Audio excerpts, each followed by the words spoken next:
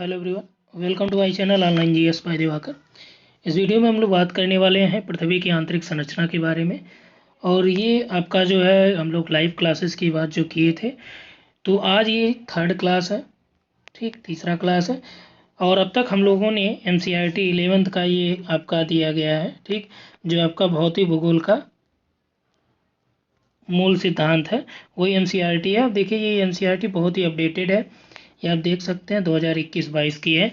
तो मार्केट में जो है जो अब उपलब्ध है वो आपका 19-20 या 20-21 की आपको मिलेगी, 21-22 की नहीं मिलेगी। फिलहाल इसमें बहुत ज़्यादा डिफरेंस कहीं नहीं होता है, लेकिन हमेशा जो है नई एनसीईआरटी को आपको प्रीफर करना चाहिए। लेकिन इतिहास भूगोल भूगोल के लिए तो न्यू ही रहनी चाहिए। इतिहास के लिए जो आपका ओल्ड एनसीईआरटी आती है उसको आप करेंगे तो ज़्यादा उसमें अच्छे तरीके से चीज़ें लिखी गई थी। तो यहाँ पे हम लोग बात करने वाले हैं पृथ्वी की आंतरिक संरचना के बारे में। तो जैसे अभी ये आपका प्रीमाइरिंग होगा क्लासेस, उसके बाद जो है हम लोग नेक्स्ट डे से लाइव क्लास लेंगे। तो कोशिश ये रहेगी कि 4 बजे या 5 बजे, जैसा भी आप लोगों को टाइम ये सूटेबल मिले, यानी ये शाम को क्लास चलेगी। जो भी आप लोगों को इस टाइम में यदि उपलब्ध हो पाए तो कल से जो है हम लोग एनसीईआरटी को पढ़ेंगे। और कैसे यहाँ पे देखिएगा कि किस तरह से यहाँ से प्रश्न आपकी परीक्षाओं में पूछे जाते हैं, कहाँ से कौन से प्रश्न बन सकते हैं, ठीक। यहाँ तक कि मुख्य परीक्षा में भी जो यहाँ से प्रश्न पूछे गए हैं उन प्रश्नों पे भी हम लोग चर्चा करेंगे, ठीक। तो चलिए यहाँ से हम लोग देखते हैं कि पृथ्वी की आंतरिक संरचना में क्या है। तो इसका पहले हम लोग थोड़ा सा बैकग्राउंड को समझ लें कि पृथ्वी के आंतरिक भागों के बारे में हम लोगों को प्रत्यक्ष रूप से तो देखना संभव है नहीं, ठीक, क्योंकि यह बहुत बड़ा गोला है और इसके भूगर्भीय पदार्थों की जो बनावट है गहराई के साथ साथ क्या होती है वो बदलती जाती है। तो हम लोगों ने क्या किया, यानी मनुष्य ने क्या किया कि खनन किया, ठीक, या उसके वेधन की क्रियाओं के द्वारा कुछ ही किलोमीटर तक वो उसके आंतरिक भाग में पहुंच पाते हैं। जहां तक वो पहुंच पाते हैं उसको हम लोग क्या बोलते हैं कि वो वहां तक प्रत्यक्ष रूप से देख पाते हैं पृथ्वी को, ठीक। गहराई के साथ आप जानते हैं कि तापमान में तेजी से बढ़ोतरी भी देखने को मिलती है। और यदि ज़्यादातर गहराई तक खनन कर दिया जाए तो वह संभव भी नहीं है। और आज तक आप देखेंगे ये प्रश्न आपसे पीजीटी में पूछा गया है कि सबसे गहरी जो खदान है वो कहाँ पे खोदी गई है धरातल पे, ठीक। और दूसरी बात यहाँ पे ये पूछा जाता है कि प्रत्यक्ष सोर्स क्या है, प्रत्यक्ष स्रोत क्या है पृथ्वी के आंतरिक भाग को जानने के लिए, अप्रत्यक्ष स्रोत क्या है पृथ्वी के आंतरिक भागों को जानने के लिए। तो चूंकि बहुत ज़्यादा गहराई तक खनन इसलिए भी संभव नहीं हो पाता क्योंकि आप जानते हैं कि जैसे हम लोग नीचे आते हैं तो 32 मीटर नीचे आने पर 1 डिग्री टेम्परेचर क्या है बढ़ जाता है। ये देखिए ये प्रश्न भी आपसे पूछा जाता है और जीएस में भी आपसे पूछे गए हैं कई बार, ठीक। यानी कि यदि आप यूपीपीसीएस की बात करें या यूपीएससी की बात करेंगे तो वहाँ पे भी जो कोड बनाता है उसमें आपका ये दे देता है, ठीक। यानी नीचे जाने पर, याद रखिएगा, धरातल से नीचे जाने पर 32 मीटर की गहराई पर 1 डिग्री सेंटीग्रेड टेम्परेचर बढ़ जाता है, ठीक। लेकिन ये जो बढ़ोतरी है ये बहुत ज़्यादा गहराई पे आप चले जाएंगे तो वहाँ पे 32 मीटर नहीं बल्कि और कम गहराई पे ही टेम्परेचर बढ़ जाता है। यानी कि वहाँ पे लगभग ये देखा जाता है कि 100 किलोमीटर गहराई पर 12 डिग्री सेंटीग्रेड प्रति किलोमीटर, या उससे नीचे 300 किलोमीटर आप जाएंगे तो वहाँ पे आपका 2 डिग्री सेंटीग्रेड बढ़ेगा प्रति किलोमीटर पे, ठीक। तो इस तरह से ये बढ़ोतरी जो है वो होती रहती है, ठीक। तो यानी कि भूगर्भ के नीचे जब जाया जाता है तो तापमान इतना अधिक हो जाता है कि वहाँ पे जो चीज़ें उपयोग की जाती हैं वो गल जाती हैं, यानी पिघल जाते हैं जो यंत्र हैं जिसके द्वारा खुदाई होती है। तो चलिए यहाँ पे हम लोग बात करते हैं पृथ्वी की आंतरिक संरचना को जानने के बारे में, क्योंकि हम लोग धरातल पे रहते हैं तो ये जानना महत्वपूर्ण है कि आखिर हम लोग जिस धरातल पे रहते हैं उस धरातल के नीचे क्या क्या है, कहाँ से ये जो भूकंप आते हैं, कहाँ से ज्वालामुखी आते हैं, और इन सारी बातों पे हम लोग चर्चा करेंगे, ठीक। तो चलिए सबसे पहले ये जानते हैं कि भूगर्भ की जानकारी के साधन कितने उपलब्ध हैं, ठीक। तो कितने साधन हैं, इसके महत्वपूर्ण रूप से 2 साधन होते हैं, ठीक। महत्वपूर्ण रूप से 2 साधन हैं, लेकिन उल्का की भी जानकारी यानी कि पृथ्वी की उत्पत्ति से संबंधित जो सिद्धांत हैं वो भी इसके साक्ष्यों को प्रदर्शित करते हैं। तो मुख्य रूप से हम लोग 3 ले लेते हैं यहाँ पे। एक आपका अप्राकृतिक, दूसरा आपका जो सिद्धांत है पृथ्वी की उत्पत्ति से, और यहाँ पे आपका जो है प्राकृतिक यानी नेचुरल, ठीक। तो प्राकृतिक अप्राकृतिक जो दो सोर्स हैं, तो सबसे पहले प्राकृतिक में देखिए क्या क्या आ जाएगा। अप्राकृतिक में यानी कि आर्टिफिशियल सोर्सेज में, इसमें आपका आ जाएगा घनत्व यानी कि डेंसिटी। ठीक, उसके बाद आपका इसमें आ जाएगा दबाव। देखिए जब मुख्य परीक्षा में लिखेंगे, यदि दे दिया कि पृथ्वी की आंतरिक संरचना के से संबंधित महत्वपूर्ण साक्ष्यों की या प्रमाणों की व्याख्या कीजिए, तब आपको दो ऐसे लिखने हैं, अप्राकृतिक और प्राकृतिक। इसमें देखिए अप्राकृतिक में आपका एक और आ जाता है तापमान। ठीक, क्या आ जाता है, तापमान भी इसमें आ जाता है। ठीक, अब हम लोग प्राकृतिक की बात करेंगे, तो प्राकृतिक में क्या क्या आ जाता है, इसमें आपका ज्वालामुखी क्रिया आ जाती है जो नेचुरल रूप से है। ठीक, ज्वालामुखी हो गया। उसके बाद आपका आ जाता है भूकंप विज्ञान। ज्वालामुखी, भूकंप, ये क्या है, इसके प्राकृतिक सोर्स हैं यानी नेचुरल सोर्स हैं। ठीक, भूकंप में भूकंपी जो लहरें हैं या तरंगे हैं, उसके द्वारा भी तो जानकारी मिलती है। तो ये, और जो गहराई पे आपके कुएं वगैरह खोदे जाते हैं, वो भी क्या है, वो भी नेचुरल सोर्स के बारे में जानकारी देते हैं। तो एक एक करके हम लोग डिटेल यहाँ पे करते हैं। तो आइए देखते हैं कि एनसीईआरटी आखिर क्या लिखता है। ठीक, तो एनसीईआरटी ये लिखता है कि भूगर्भ की जानकारी के साधन में, यहाँ पे आपका देखिए थोड़ा सा इसको जूम किया जाए, तो यहाँ से आप पढ़िए कि पृथ्वी की त्रिज्या 6370 किलोमीटर है। पृथ्वी की आंतरिक परिस्थितियों के कारण यह संभव नहीं है कि कोई पृथ्वी के केंद्र तक पहुंचकर उसका निरीक्षण कर सके और वहां के पदार्थों का कुछ नमूना प्राप्त कर सके। क्यों संभव नहीं है यहाँ पे जाना, क्योंकि अभी हमने आपको बताया कि जैसे नीचे जाया जाता है तो एक लिमिट तक यहाँ पे गहराई तक पहुँचा जाता है, लेकिन इससे अधिक गहराई पे आप जाएंगे तो जो यंत्र होते हैं वो खुद ही पिघल जाएंगे, तो आप खुदाई किससे करेंगे। क्लियर हुआ। यह आश्चर्य की बात है कि ऐसी परिस्थितियों में भी वैज्ञानिक हमें यह बताने में सक्षम हुए हैं कि भूगर्भ की जानकारी कैसी है और इतनी गहराई पर किस प्रकार के पदार्थ पाए जाते हैं। यानी धरातल के अंदर यानी आंतरिक संरचना पृथ्वी की कैसी है, किसके द्वारा निर्मित है, ये जानकारी हमें फिर भी वैज्ञानिक बताते हैं। पृथ्वी की आंतरिक संरचना के विषय में हमारी अधिकतर जानकारी परोक्ष रूप से प्राप्त अनुमानों पर आधारित है, ये बात सही है। फिर भी इसकी कुछ जानकारी हम लोग प्रत्यक्ष परीक्षणों और पदार्थों के विश्लेषण के आधार पर भी जानते हैं। तब इसमें देखिए प्रत्यक्ष सोर्स में क्या क्या है, तो हमने आपको बताया कि भूकंप और ज्वालामुखी, साथ ही साथ जो खुदाई हुई है। अब देखिए प्रत्यक्ष सोर्स में क्या क्या है, तो पृथ्वी के सबसे आसानी से उपलब्ध ठोस पदार्थ धरातली चट्टानें हैं। ये आप जानते हैं कि जो धरातली चट्टानें प्राप्त होती हैं उसके विश्लेषण से हमें ये पता चलता है कि हाँ जो भूपर्पटी है वो किससे निर्मित है। ठीक, ये सारी जानकारी मिलती है हम लोगों को। और यहाँ पर देखिए वे चट्टानें हैं जो आसानी से उपलब्ध हो पाती हैं। ये कैसे मिलती हैं, जो हमें खनन क्षेत्रों से प्राप्त करते हैं। अब देखिए यहाँ पे एक महत्वपूर्ण लाइन लिखा है कि दक्षिण अफ्रीका की सोने की खानें 3 से 4 किलोमीटर तक गहरी हैं। इससे अधिक गहराई में जा पाना संभव नहीं है, क्योंकि उतनी गहराई पर तापमान अधिक होता है। जो हमने बताया कि 32 मीटर जाने पर धरातल के 1 डिग्री सेंटीग्रेड टेम्परेचर में ग्रोथ होता है, वृद्धि होती है। पृथ्वी की आंतरिक स्थिति के बारे में जानने के लिए परपटी में गहराई तक छानबीन कर रहे हैं। तो संसार भर के वैज्ञानिक, यहाँ पे देखिए ये आप याद रखिएगा, ये यहाँ पे दो तरह के प्रश्न बनेंगे। यदि दिया कि धरातल पर मुख्य भूमि पर जो अधिकतम गहराई की खानें खोदी गई हैं वो कितनी है या कितने गहराई तक खोदी गई हैं, तो ये 3 से 4 किलोमीटर है। जो दक्षिण अफ्रीका की सोने की खान है वही सर्वाधिक गहरी खान है धरातल की मानी जा रही है। अभी अभी और भी आगे हैं। ठीक, तो यहाँ पर देखिए कि कुछ परियोजनाओं पर भी काम कर रहे हैं। ये है गहरे समुद्र में जो प्रवेधन परियोजना यानी deep ocean drilling project, DODP। और दूसरा प्रोजेक्ट यहाँ पे क्या है कि समन्वित महासागरीय प्रवेधन परियोजना। ये दोनों परियोजनाओं की वजह से क्या होगा कि गहरे समुद्र में आप जानते हैं कि धरातल पे जो बनावट जैसे ये होती है, ठीक, तो यहाँ तक कितना धरातल पर जो समुद्रों की गहराई है ये मानी जाती है 3.8 किलोमीटर लगभग। तो यदि हम लोग यहाँ पे तो आसानी से 3.5 किलोमीटर से ज़्यादा तो गहरा तो यहाँ मिल ही जाएगा।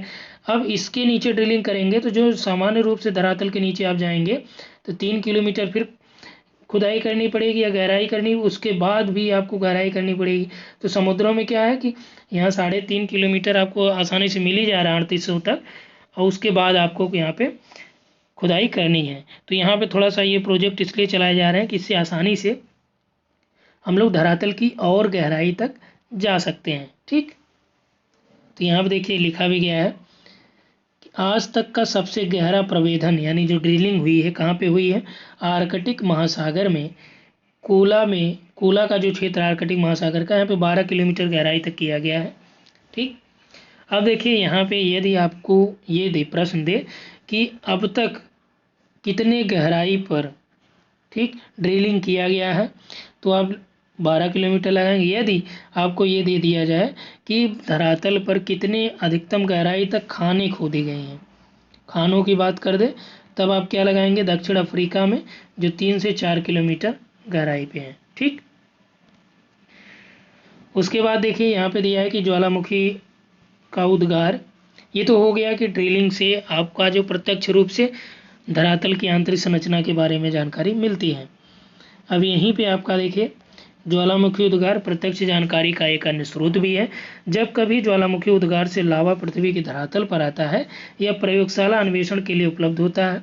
देखिए लावा का भी अध्ययन किया जाता है। लावा के अध्ययन से ये पता चलता है कि धरातल के अंदर कौन कौन से तत्व मौजूद हैं। यद्यपि इस बात का निश्चय कर पाना कठिन होता है कि यह मैग्मा कितनी गहराई से निकला होगा। ये तो नहीं पता चलता है कि जो लावा प्राप्त हुआ है, देखिए धरातल के नीचे जब यही तरल अवस्था में पदार्थ रहेगा तो इसे क्या बोला जाएगा, मैग्मा। जैसे ये ऊपर आ जाएगा तो लावा कहा जाएगा। ये भी आप याद रखिएगा क्योंकि वन लाइनर में कई बार पूछ देते हैं और इसमें ज़्यादातर लोग कन्फ्यूज हो जाते हैं। है तो आसान लेकिन इसमें कन्फ्यूजन हो जाता है। तो ये लावा और मैग्मा का हो गया। अब यहाँ से थोड़ा सा और डिटेल में आपको बता देते हैं कि ज्वालामुखी उद्गार से आप समझ गए कि तरल जो पदार्थ होता है मैग्मा के आधार पर यह स्पष्ट किया जाता है कि पृथ्वी की गहराई में कहीं न कहीं ये एक पदार्थ अवश्य हैं जो इस लावा में है। ठीक, भूकंप विज्ञान की हम लोग बात कर लें।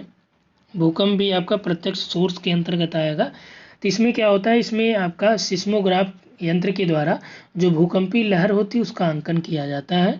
और इसके द्वारा क्या होता है कि जो भूकंपी लहर होती है इसके द्वारा प्रत्यक्ष रूप से हमें जानकारी मिलती है कि यहाँ कहाँ पे, देखिए भूकंपी लहरों की जो प्रकृति है वो अलग अलग है। तो 3 लहरों की बात हम लोग करते हैं, S, P, L। ठीक, तो P जो है ये सबसे गहराई तक जाती है। तो यदि देखा जाए कि P वेव से जितनी गहराई से आ रही है P वेव्स यानी P तरंगे, तो ये माना जाता है कि यहाँ पे आपका ठोस द्रव सभी अवस्थाओं को ये पार कर ले जाती हैं। ठीक, और इसमें भूकंपी छाया क्षेत्र भी देखने को मिलता है कि लगभग 110 डिग्री से 120 डिग्री के आसपास जो है यहाँ पे अंकित नहीं होती हैं। तो ये सारी चीज़ें आगे हम लोग बात करेंगे ही भूकंप में। अब यहाँ पे बात कर लेते हैं कि ये हो गया आपका कौन सा, प्रत्यक्ष वाला। अब आ जाते हैं अप्रत्यक्ष सोर्स में क्या है, यानी कि आर्टिफिशियल सोर्स में क्या की चीज़ें दी गई हैं। देखिए ये NCERT इसलिए महत्वपूर्ण है और डायरेक्ट आपको NCERT से ही इसलिए बताया जा रहा है क्योंकि जब आप नोट्स प्रिपेयर करते हैं या कहीं से भी NCERT का नोट्स आप लेंगे या मार्केट में ढेर सारी किताबें आपकी उपलब्ध हैं, चाहे वो आप दृष्टि पब्लिकेशन की बात करें, इसकी NCERT की बात करें या महेश बर्नवाल की NCERT की बात करें। ठीक, जो भी NCERT की आप बात करेंगे तो वो क्या है, वो किताबें जो है मानक किताबें नहीं हैं। ठीक, हालांकि उसमें कुछ फैक्ट जो है इसका इंक्लूड इससे अलग किया जाता है, लेकिन जो एग्जामिनर जब आपका प्रश्न बनाता है तो वो इन्हीं किताबों से ही बनाता है। और जो मार्केट में किताबें उपलब्ध हैं वो खुद उनके पास होती हैं। ठीक, जब वो बनाते हैं तो कुछ स्टेटमेंट इसके देंगे जो उन किताबों में मिलेगा ही नहीं। तो इसलिए जब भी आप प्रीफर करिए स्टैंडर्ड बुक ही पढ़िए, चाहे वो सबीन सर का पढ़ रहे हो, चाहे वो आप NCERT पढ़ रहे हो या किसी अन्य, चाहे आप माध्यमिक सेवा आयोग यानी जो इंटरमीडिएट की किताबें चलती हैं यूपी बोर्ड की या राजस्थान बोर्ड की पढ़िए, MP बोर्ड की पढ़िए। ठीक, तो इन किताबों को पढ़ने से ये होगा कि जो जानकारी आपको रहेगी वो ऑथेंटिक जानकारी रहेगी और जब गलतियां होंगी तो आप साक्ष्य भी प्रस्तुत कर सकते हैं। हालांकि आयोग के द्वारा विभिन्न प्रकार के आयोग अभी TGT PGT में साक्ष्यों को नहीं इन्होंने माना, लेकिन फिर भी ये ज़रूरी नहीं है कि ये और भी जो आयोग हैं, चाहे आप लोक सेवा आयोग की बात करें, संघ लोक सेवा आयोग की बात करें, या आप राजस्थान एमपी या आपका उत्तराखंड किसी भी आयोग की बात करेंगे, तो हर जगह एनसीईआरटी या माध्यमिक शिक्षा बोर्ड कहीं क्या हो, हर जगह की किताबें वो वैलिड रहती हैं, मान्य रहती हैं। ठीक, लेकिन किसी अन्य पब्लिकेशन की किताबें आप देखेंगे तो वो मान्य नहीं होती हैं। ठीक, तो अब हम बात करें अप्रत्यक्ष स्रोत की। तो पदार्थ के गुणधर्म के विश्लेषण से पृथ्वी के आंतरिक भाग की अप्रत्यक्ष जानकारी प्राप्त होती है। खनन क्रिया से हमें क्या पता चलता है कि धरातल में गहराई पे बढ़ने पे तापमान और दबाव में वृद्धि होती है। इतना ही नहीं, हमें यह भी पता चलता है कि गहराई बढ़ने के साथ साथ पदार्थ का घनत्व भी बढ़ता है। अब देखिए यहाँ पे आपका एक चीज़ मिला कि जैसे गहराई पे आप जाएंगे, ठीक, तो क्या क्या बढ़ेगा, टेम्परेचर बढ़ेगा, डेंसिटी भी बढ़ेगी, ठीक, और प्रेशर भी बढ़ेगा। तो तापमान, दबाव, घनत्व में इस तरह परिवर्तन की दर को आंका जा सकता है। पृथ्वी की कुल मोटाई को ध्यान में रखा जाए तो वैज्ञानिकों ने विभिन्न गहराई पर पदार्थों के तापमान, दबाव, घनत्व को अनुमानित किया है और उन्होंने इस आधार पर जो है प्रत्येक परत के संदर्भ में उनके लक्षणों को सविस्तार वर्णन किया है, जो इसी अध्याय में यानी कि आगे जो है जो विभिन्न प्रकार के धरातल की परतें हैं, जैसे मेंटल हो गया आपका, ठीक, परपटी, मेंटल और कोर, जो है तीनों परतों के बारे में आपको जानकारी आगे मिलेगी। तो पृथ्वी की आंतरिक जानकारी का दूसरा अप्रत्यक्ष स्रोत क्या है, उल्काएं हैं। पहले में क्या था आपका, देखिए घनत्व हो गया, दबाव हो गया, टेम्परेचर हो गया। घनत्व से हम लोग बात करें कि जो धरातल या पृथ्वी का जो औसत घनत्व होता है वो 5.5 होता है। ठीक, ये आपसे एग्जाम में पूछा जाएगा। जबकि यहीं पे हम लोग परपटी की बात करें, जो क्रस्ट है उसका घनत्व कितना होता है, 3.0 होता है, यानी 3 के आसपास होता है। तो इससे स्पष्ट ये लगाया जा सकता है कि पृथ्वी के आंतरिक भागों में घनत्व की अधिकता होती है। यानी घनत्व संबंधी विभिन्न प्रकारों से यह निष्कर्ष निकाला जा सकता है कि पृथ्वी के क्रोड का जो घनत्व है ऊपरी चट्टानों के घनत्व से कई गुना अधिक है, क्योंकि परपटी का 3 है, संपूर्ण पृथ्वी का जो औसत है वो 5.5 है। क्लियर हुआ? ठीक, चलिए आगे हम लोग बात कर लें। इसी में आपका घनत्व की बात होगी, दबाव की बात कर लें। तो दबाव यानी प्रेशर, तो क्रोड के घनत्व के संबंध में चट्टानों के भार का दबाव के संदर्भ में हम लोग ले सकते हैं कि दबाव के बढ़ते घनत्व से, यानी कि जैसे ही आप प्रेशर बढ़ाएंगे तो क्या होगा, डेंसिटी भी आपकी बढ़ जाएगी। यानी प्रेशर बढ़ेगा तो डेंसिटी भी बढ़ेगी। तो इससे क्या होगा कि जो रॉक्स हैं यानी चट्टाने हैं उनको दबाव सहने की जो उनकी एक क्या होती है, अपनी एक सीमा होती है। जब उससे अधिक प्रेशर बढ़ गया तो उसके आगे वो क्या होती हैं, घनत्व उनका नहीं हो सकता, चाहे दबाव कितना भी अधिक क्यों न कर दिया जाए तो उसमें घनत्व नहीं रह जाता। स्पष्ट रूप से ये कह सकते हैं कि आंतरिक भाग की चट्टानें अधिक घनत्व वाली भारी धातुओं से बनी हुई हैं। और टेम्परेचर के बारे में बात करें तो टेम्परेचर आप जानते हैं कि 32 मीटर गहराई जाने पे 1 डिग्री सेंटीग्रेड की वृद्धि हो जाती है। लेकिन और अधिक गहराई पे आप जाएंगे तो तापमान वृद्धि दर की जो है वो गिरावट उसमें देखी जाती है। ठीक, यानी शुरुआत में आपने देखा कि 32 मीटर गहराई पर जाने पे 1 डिग्री सेंटीग्रेड में बढ़ोतरी हो गई, लेकिन जैसे ही और नीचे आप जाएंगे, मान लीजिए 100 किलोमीटर पे आप चले गए, ठीक, तो यहाँ पे क्या होगा, यहाँ पे 1 किलोमीटर पर 12 डिग्री सेंटीग्रेड की वृद्धि होगी। ठीक, उसके बाद जैसे आप 300 किलोमीटर गहराई में आप जाएंगे तब वहाँ क्या होगा, तो यहाँ पे हर एक 2 किलोमीटर में, हर 1 किलोमीटर पे 2 डिग्री सेंटीग्रेड की बढ़ोतरी होगी। ठीक, और 300 किलोमीटर के आगे अब जब आप नीचे जाएंगे तो वहाँ पे 1 डिग्री सेंटीग्रेड की वृद्धि, यानी कि बहुत अधिक गहराई में जाने पर जो तापमान गिरावट है वो उसमें कमी आती है। ठीक, तो यहाँ पर देखिए एनसीईआरटी क्या लिखता है ये भी आप समझ लीजिए। इसके बाद आपका उल्काएँ आ जाती हैं। तो उल्काएँ जो बनी होती हैं ये किससे बनी होती हैं, ये आपका उल्का जो पिंड है ये पृथ्वी के निर्माण के समय ही जिन तत्वों से पृथ्वी का निर्माण हुआ है उन्हीं तत्वों से इन उल्काओं का, एस्टेरॉयड का भी निर्माण होता है, क्षुद्रग्रह का निर्माण होता है, उल्काओं का निर्माण होता है। ठीक, तो यदि हम लोग उल्काओं के जो प्राप्त चट्टानें हैं, उल्काएँ हैं, उनका यदि विश्लेषण कर लिया जाए तो इससे पता चलेगा कि जो हमारी पृथ्वी है वो किस धातुओं से बनी है, ये भी हमें पता चल जाएगा। ठीक, तो यहाँ पर देखिए, परंतु उल्काओं से प्राप्त पदार्थ और उनकी संरचना पृथ्वी से मिलती जुलती है। ये वैसे ही हैं, पदार्थ के बने ठोस पिंड हैं जिनसे हमारा ग्रह बना है। इसलिए पृथ्वी की आंतरिक जानकारी के लिए उल्काओं का अध्ययन एक महत्वपूर्ण स्रोत के रूप में किया जाना चाहिए। ठीक, अब यहाँ पर देखिए हम लोग कि अन्य अप्रत्यक्ष स्रोतों में आपका देखिए गुरुत्वाकर्षण है, चुंबकीय क्षेत्र है, भूकंप संबंधी क्रियाएं हैं। पृथ्वी के धरातल पर विभिन्न अक्षांशों पर गुरुत्वाकर्षण बल क्या होता है, समान नहीं होता, आप जानते हैं। अब यहाँ पर देखिए एक स्टेटमेंट और कि गुरुत्वाकर्षण बल ध्रुवों पर अधिक होता है और भूमध्य रेखा पर कम होता है। याद रखिएगा इस स्टेटमेंट को, क्योंकि दे दिया कि कारण कथन में बनाने की दे दिया, कथन में दे दिया कि ध्रुवों गुरुत्वाकर्षण बल का मान ध्रुवों पर सर्वाधिक होता है, कारण में दे दिया कि गुरुत्वाकर्षण बल का मान भूमध्य रेखा पर सबसे कम होता है। तो पूछ दिया कि कौन सा सही है, सही व्याख्या है कि नहीं, तो दोनों सही है लेकिन एक दूसरे की व्याख्या नहीं कर रहे हैं। तो पृथ्वी के केंद्र से दूरी के कारण गुरुत्वाकर्षण बल ध्रुवों पर अधिक और भूमध्य रेखा पर कम होता है।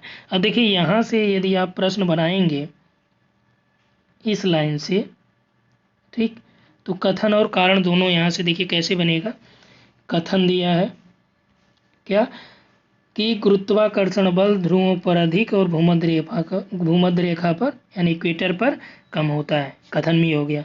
कारण में दिया है ये स्टेटमेंट सेम कि पृथ्वी के केंद्र से दूरी के कारण गुरुत्वाकर्षण बल ध्रुवों पर अधिक और भूमध्य रेखा पर कम होता है। अब देखिए आपसे दिया कि इन दोनों में कौन सही है गलत है, तो इसमें देखिए कथन भी सही है, कारण भी सही है, रीजन भी, और ये इसकी व्याख्या भी सही कर रहा है। क्यों? क्योंकि कह रहा है कि पृथ्वी के केंद्र से जितनी दूरी पे आप जाएंगे, ठीक, क्या होगा कि गुरुत्वाकर्षण बल का मान अधिक होता चला जाएगा। तो सबसे ज़्यादा दूरी पे क्या है, ध्रुव है। देखिए यहाँ पे सेंटर से आप जाएंगे तो सबसे दूरी पर क्या होंगे, ध्रुव होंगे। तो ध्रुवों पर गुरुत्वाकर्षण बल का मान इसीलिए अधिक है और भूमध्य रेखा पर कम है। ठीक, तो यहाँ देखिए गुरुत्व का मान पदार्थ के द्रव्यमान के अनुसार भी बदलता है। पृथ्वी के भीतर पदार्थों का असमान वितरण है, इस भिन्नता को प्रभावित करता है। यानी कि पृथ्वी के भीतर जो पदार्थ हैं उनका असमान वितरण भी है, जो इसकी भिन्नता को भी प्रभावित करता है। अलग अलग स्थानों पर गुरुत्वाकर्षण की भिन्नता अलग अलग होती है। इस भिन्नता को गुरुत्व विसंगति कहते हैं। ये देखिए आपका यहाँ से मिला, यदि आप यहाँ पे आप देखिए ग्रेविटी एनोमली, यानी दे दिया आपसे कि गुरुत्व विसंगति क्या होती है। अब इस पे 50 वर्ड में आपको लिखने के लिए दे दिया, मुख्य परीक्षा में मैं बात कर रहा हूँ। तो वहाँ पे आप क्या लिखेंगे कि अलग अलग स्थानों पर गुरुत्वाकर्षण की भिन्नता अनेक कारकों से प्रभावित होती है और इसे ही क्या बोला जाता है, गुरुत्व विसंगति कहा जाता है। गुरुत्व विसंगति हमें भूपर्पटी में पदार्थ के द्रव्यमान के वितरण की जानकारी देती है। चुंबकीय सर्वेक्षण भी भूपर्पटी में चुंबकीय पदार्थ के वितरण की जानकारी देते हैं। भूकंपीय गतिविधियाँ भी पृथ्वी की आंतरिक जानकारी का एक महत्वपूर्ण स्रोत है। अब इसको हम लोग डिटेल्ड में यहाँ पे चर्चा करेंगे। यहाँ पे आ गया आपका भूकंप। तो यहाँ देखिए भूकंप दिया है, तो भूकंप को हम लोग नेक्स्ट पार्ट में कंप्लीट करेंगे। इस पार्ट में यहाँ पे आप आएंगे लास्ट में, तो यहाँ पे पृथ्वी की आंतरिक संरचना की हमने बात किया था। तो आंतरिक संरचना में जो इनके लेयर्स हैं, ठीक, जो परतें हैं, उन परतों की हम लोग बात कर लें कि पृथ्वी की संरचना में कौन कौन से हैं। तो देखिए क्रस्ट है, मैंटल है, कोर है। ठीक, तो पृथ्वी की संरचना में जो क्रस्ट है यानी भूपर्पटी है, ये ठोस पृथ्वी का सबसे बाहरी भाग होता है, आप जानते हैं। ठीक, चाहे आप इस तरह से बना लीजिए, ये वाला।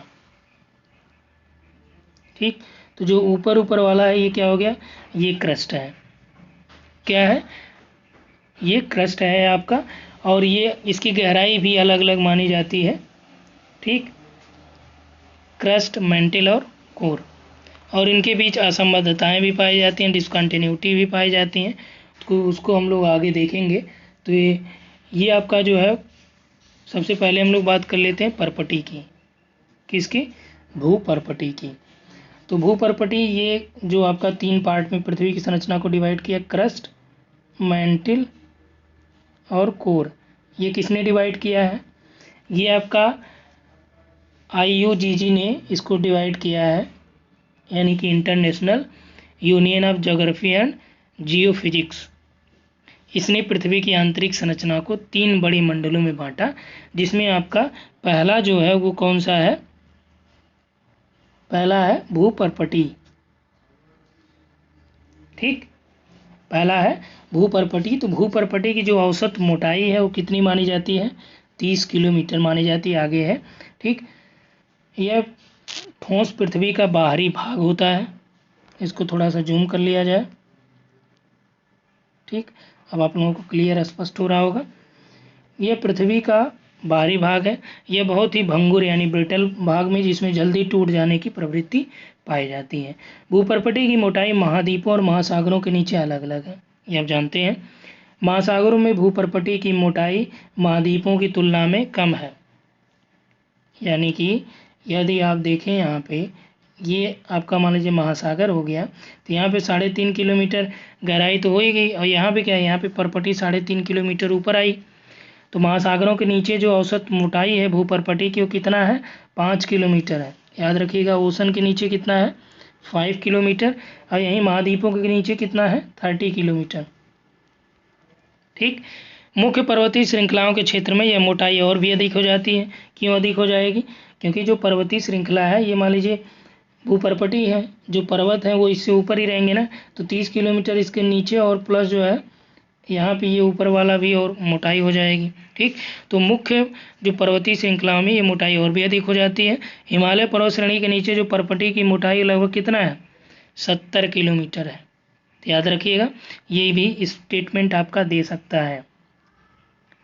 आगे देखिए, यहाँ पे आपका दिया कि गया है, इसको थोड़ा सा जूम कर लिया जाए।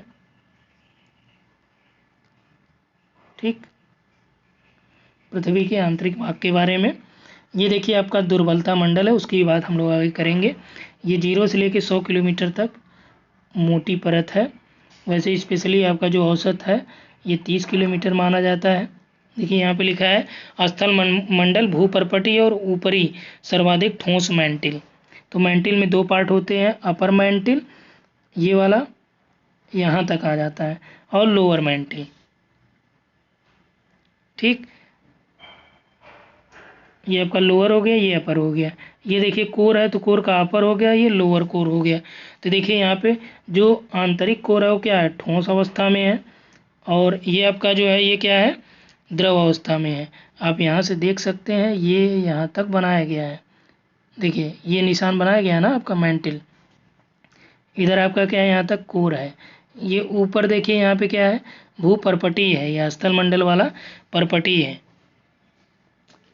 ठीक, तो इसकी गहराई देखिए 2900 किलोमीटर है मैंटल की। 2900 से 6378 किलोमीटर कौन है, कोर है, और 0 से 30 किलोमीटर आपका पर्पटी है। 30 से लेके यहाँ पे आपका 2900 तक मैंटिल है, या आप 100 से 2900 कर सकते हैं।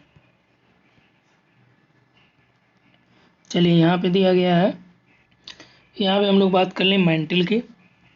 तो भूपर्पटी में, भूगर्भ में पर्पटी के नीचे का जो जैसे ही भाग होता है वो मैंटिल कहलाता है। यह मोहो असंबद्धता यानी डिसकंटिन्यूटी से आरंभ होकर 2900 किलोमीटर गहराई तक पाया जाता है।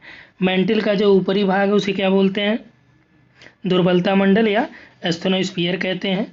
एस्थेनो शब्द का अर्थ होता है दुर्बलता से। अब देखिए आपको 50 वर्ड में दे दिया कि दुर्बलता मंडल क्या है, तो आप लिखेंगे कि दुर्बलता मंडल ये आपका मैंटिल का ऊपरी भाग होता है, जिसका शाब्दिक अर्थ होता है दुर्बलता है, जिसमें एस्थेनो का शाब्दिक अर्थ होता है दुर्बलता। इसका विस्तार 400 किलोमीटर तक आंका गया है। ठीक, ज्वालामुखी उद्गार के दौरान जो लावा धरातल पर पहुंचता है वह दुर्बलता मंडल का ही स्रोत होता है, यानी उसका जो मुख्य स्रोत होता है वो कौन सा होता है, एस्थेनोस्फीयर ही है। भूपर्पटी एवं मैंटिल का ऊपरी भाग मिलकर क्या बनाते हैं, स्थल मंडल, लिथोस्फीयर। अब देखिए ये भी आपका प्रश्न में पूछा गया है, पीजीटी में भी पूछा गया है, और ये आपका जीआईसी में, केंद्रीय विद्यालयों में भी पूछा गया है कि लिथोस्फीयर में क्या आता है। ठीक, यूजीसी नेट के लिए भी मोस्ट इम्पॉर्टेंट है। तो लिथोस्फीयर में आप क्या लगाएंगे कि पर्पटी और मैंटिल का ऊपरी भाग, यानी कि लगभग 100 किलोमीटर तक इसका रेंज हो गया। ठीक, यहाँ देखिए लिखा भी गया नीचे कि लिथोस्फीयर इसकी मोटाई 10 से लेकर 200 किलोमीटर के बीच पाई जाती है। निचले मेंटल का जो विस्तार है यह दुर्बलता मंडल के समाप्त हो जाने के बाद यह ठोस अवस्था में होता है। ठीक, चलिए अब यहाँ पे हम लोग देखते हैं डिसकंटिन्यूटी की बात यहाँ पे की गई। तो सबसे पहले आपका देखिए 0 से 30 पे कौन रहता है, 0 से 30 तक आपका यानी क्रस्ट में देखिए आपका जो अपर क्रस्ट है लोअर क्रस्ट है, इसमें क्या होता है, इसमें कोनराड डिसकंटिन्यूटी पाई जाती है। इसमें भी 2 पार्ट होते हैं, अपर क्रस्ट और लोअर क्रस्ट में कोनराड डिसकंटिन्यूटी पाई जाती है। और इसके बाद ये आपका 200 किलोमीटर तक होता है। ठीक, 200 किलोमीटर। इसके बाद ये दोनों क्या है, ये आपका अपर मेंटल में आता है, ये लोअर मेंटल में है। ठीक, 200 से ये आपका 2900 रहेगा। इधर आपका क्या हो जाएगा, ये 5150 और ये लास्ट में आपका 6370 या 78 जो भी आप एनसीईआरटी में भी आपने देखा भी। ठीक, तो यहाँ पे आपका ये क्या हो जाएगा, चलिए सबसे ऊपर जैसे ये आपका यहाँ से यहाँ तक, इसमें कौन सी डिसकंटिन्यूटी हो जाएगी, कोनराड कोना रेगुली हमने आपको बताया भी था शुरुआत में। ठीक, और यहाँ पे आपका कौन सा हो जाएगा, ये आपका हो गया 200 तक, ये 2900। ठीक, 200 तक क्या हो गया, इसे क्या बोलेंगे परपटी, और इसको मिला के ये पूरा लिथोस्फीयर हो जाएगा।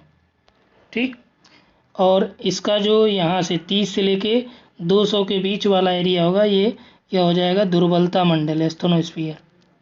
क्लियर हुआ, दुर्बलता मंडल।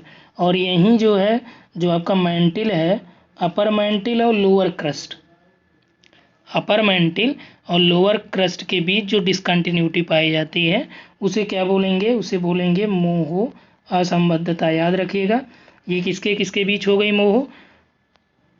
यहाँ पे आप आइए, जो इसका फिगर दिया गया उसी से हम लोग डिस्कस कर लेते हैं। ठीक, यहाँ पे आपका तो ये है,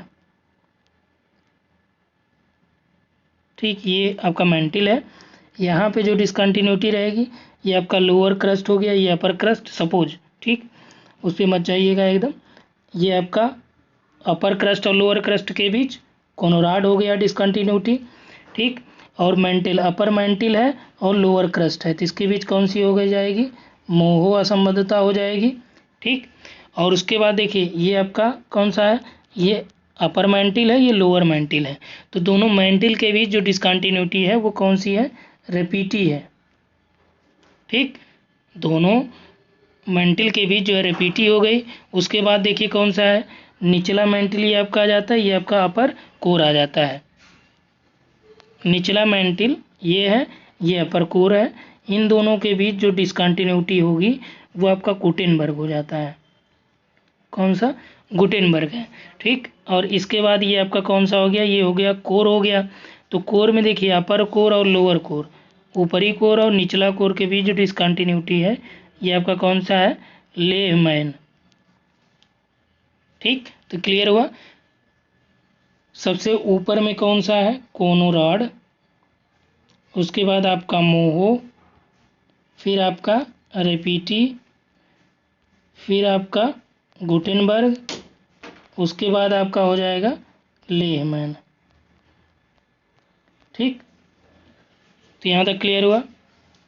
इसी से हमने बनाया था कि आपका को से हो, इसका एक ले लीजिए, इसमें एक ले लीजिए, इसमें ले लीजिए, इसमें ले लीजिए, इसमें ले लीजिए, तो ये क्या हो गया, कोमा रेगुली। ठीक, कोमा रेगुली, तो ऊपर से नीचे तक रहेगा तो ये आपको सीरियल से याद रहेगा, कोमा रेगुली। तो यहाँ पे ये ट्रिक भी समझ लीजिए, कोमा रेगुली। देखिए को से आपका हो गया कि ये अपर क्रस्ट और लोअर क्रस्ट के बीच माँ में हो गया, क्योंकि माँ में यहाँ पे देखिए ये को आपका किससे जुड़ा है, क्रस्ट से है, तो माँ को भी आप क्रस्ट में जोड़िए, यानी कि आपका ये लोअर क्रस्ट और अपर मेंटिल दूसरी जो है। ठीक, मोह असंबद्धता हो गई। रे से आपका रेपीटी है, तो इसको रे को आप अलग कर दीजिए, तो ये किस में आ जाएगी, ये मेंटिल में, यानी अपर मेंटिल और लोअर मेंटिल के बीच। गु आपका ये आपका आ गया किस में, लास्ट वाले में 3 फॉर्म में आप इसको इस तरह से लिखिएगा। देखिए याद करने की जो ट्रिक है, क्योंकि इसमें आप कन्फ्यूजन बहुत करते हैं। कोमो को एक में कर दीजिए, रे को अलग कर दीजिए, गुली को एक में कर दीजिए। ठीक, को आपका क्या है, क्रस्ट, माँ आपका लोअर क्रस्ट अपर मैंटिल, रे आपका यानी रेपिटी अपर मैंटिल लोअर मैंटिल, गु यानी कि गुटेनबर्ग किसमें है, लोअर मैंटिल अपर कोर, ली आपका जो है किसमें है, लोअर कोर और अपर कोर। ठीक, चलिए नेक्स्ट हम लोग यहाँ पे क्रोड की बात कर लें कि जैसा पहले इंगित किया जा चुका है कि भूकंपी तरंगों के वेग ने पृथ्वी के क्रोड को समझने में सहायता किया। तो क्रोड व मैंटिल की सीमा 2900 किलोमीटर की गहराई पर, यहाँ देखिए क्रोड और मैंटिल की सीमा कितने पे है, 2900 किलोमीटर की गहराई पर है, यहीं 2900 जो है। और यहाँ पे कौन सा है, क्रोड और मैंटिल पे आपका गुटेनबर्ग डिसकंटिन्यूटी है। ठीक, उसके बाद देखिए बाय क्रोड तरल अवस्था में, याद रखिएगा ऊपर दिया भी गया है द्रव अवस्था में है, जबकि आंतरिक क्रोड किस अवस्था में है, ये ठोस अवस्था में आंतरिक कोर। ठीक, तो क्रोड भारी पदार्थों मुख्यतः निकिल और लोहे, इसीलिए जो आपका देखिए सियाल, सीमा और नीफे, ये आपका स्विस का वर्गीकरण है। ठीक, तो नीफे में आपका निकिल और आयरन लास्ट में यानी कोर में है। इसमें देखिए लिखा भी गया है कि नीफे परत के नाम से क्रोड को भी जाना जाता है। ठीक, जबकि परपटी को क्या बोलते हैं, सियाल बोलते हैं, यानी सिलिका और एल्युमिनियम की मात्रा इसमें अधिक होती है। तो यहाँ तक ये क्लियर हो गया है। चलिए अगला यहाँ पे देखिए ज्वालामुखी व ज्वालामुखी निर्मित स्थल रूप, तो इसको भी हम लोग भूकंप और ज्वालामुखी को कल क्लियर करेंगे। ठीक, क्योंकि आगे यहाँ पे देखिए भूकंपी तरंगों के बारे में दिया गया है, भूकंपी और ज्वालामुखी निर्मित स्थलाकृतियों को दिया गया है, सील्ड आइक का दिया गया है। अब देखिए यहाँ पे आपके लिए प्रश्न है, इन प्रश्नों को आप बताइए। ये आपके लिए है कि कौन सी भूगर्भ की जानकारी का प्रत्यक्ष स्रोत है, हमने बताया था। ठीक, यहाँ देखिए भूकंपी तरंगे हैं, गुरुत्वाकर्षण बल है, ज्वालामुखी है, पृथ्वी का चुंबकत्व है। अगला देखिए दक्कन ट्रैप का शैल समूह किस प्रकार के ज्वालामुखी से उद्गार है, ये आगे हम लोग देख लेंगे। यहाँ पे देखिए स्थल मंडल को कौन बताता है, कौन वर्णित कर रहा है, तो भूपटल और अपर मैंटिल रहता है। ठीक, तो ये सारी चीज़ें आगे क्लियर होंगी। और इसमें देखिए प्रश्नोत्तर जो दिया गया है इसको भी आप लोग नोट डाउन करिएगा, इसको लिखिएगा और कल इस पर आपको मिल जाएगा मटेरियल। ठीक, और इसका PDF भी आप यहाँ से डाउनलोड भी कर सकते हैं। तो ये पूरा जो वीडियो या जो सीरीज चलाई जा रही है आपको कैसा लग रहा है, आप निश्चित तौर पे कमेंट करें, और तभी जो है इसको कंटिन्यू रखा जाएगा। यदि आपको लगेगा कि हाँ ये आपके लिए यूजफुल है तो इसको हम लोग आगे कंटिन्यू रखेंगे। ठीक, ये रहा है पृथ्वी की आंतरिक संरचना का फर्स्ट पार्ट। दूसरे में हम लोग देखेंगे भूकंप और ज्वालामुखी, यानी कि कल। ठीक, थैंक्स फॉर वॉचिंग। और साथ ही साथ यहाँ पे आपको एक और न्यूज़ बता दें कि जो कोर्स चल रहा है आप उसमें ज्वाइन हो सकते हैं। यदि आप इंटरेस्टेड हैं तो इस नंबर पे आप व्हाट्सअप करिएगा। और कोर्स चल रहा है आपका नेट JRF 2022 का, स्टार्ट हो चुका है। TGT, PGT और LT ग्रेड भी चल रहा है। ठीक, तो इसे आप ज्वाइन कर सकते हैं यहाँ पे व्हाट्सअप करके इस नंबर से।